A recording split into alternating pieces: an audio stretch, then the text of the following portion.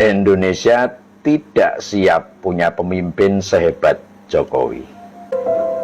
Kita harus akui, Indonesia tidak siap punya pemimpin sehebat Presiden Jokowi. Tidak siap secara mental dan tidak siap secara politis. Politisi kita tidak siap, pers kita tidak siap, para aktivis kita tidak siap.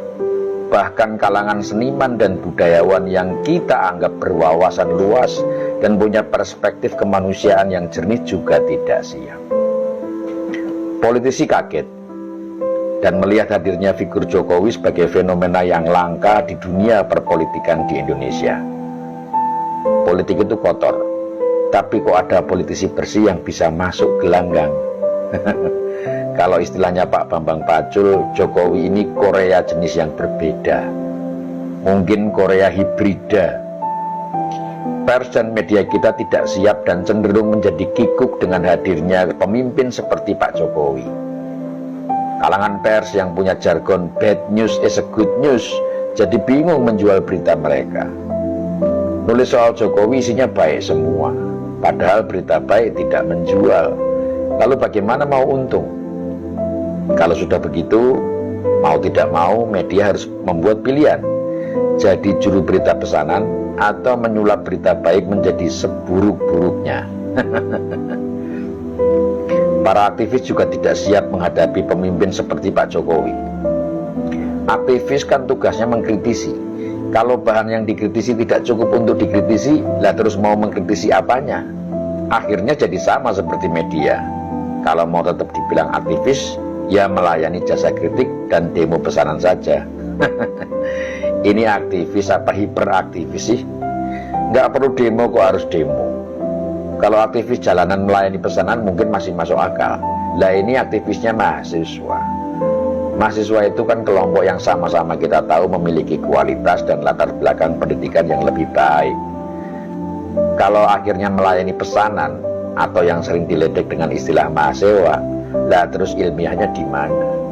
Seniman dan budayawan kita tidak kalah kalang kabutnya ketemu sosok pemimpin seperti Jokowi. Grup teater yang biasa mengolok-olok pemimpin korup jadi tidak punya bahan untuk dijadikan naskah pertunjukan. Zaman Pak Harto, zaman Pak SBY masih banyak bahan. Lah zaman Pak Jokowi ibarat sumur airnya kosong, tidak bisa ditimba. Pak Jokowi memang jadi sumber paceklik seniman-seniman yang cari makan dengan sindiran-sindiran dan kritikan-kritikan. Ide mereka mampet ketemu presiden sebersih Jokowi. Padahal seniman masih bisa makan dengan membuat atraksi dan menampilkan bakat-bakat yang hebat loh. Tapi maaf, jangan-jangan kebanyakan seniman kita aslinya nggak punya bakat. Lah terus apa bedanya sama aktivis jalanan tadi? Di kalangan budayawan yang seringkali juga disusupi rohaniawan, punya pemimpin seperti Jokowi ini banyak bikin mereka kaget-kagetan.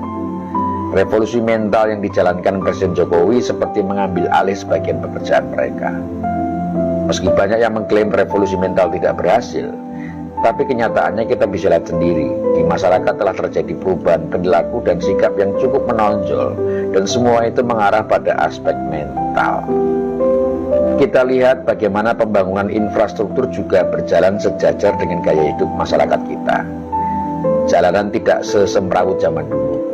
Para pengguna moda transportasi umum tertib menggunakan fasilitas. Ketaatan membayar pajak juga meningkat. Kepatuhan terhadap peraturan juga semakin baik. Toleransi beragama meningkat. Kecintaan terhadap budaya dan produk lokal juga jauh lebih baik. Terus tidak berhasilnya di sebelah mana? Tanpa sadar, budayawan dan rohaniawan kita mulai kurang kerjaan. Dan harusnya mereka bahagia karena itu.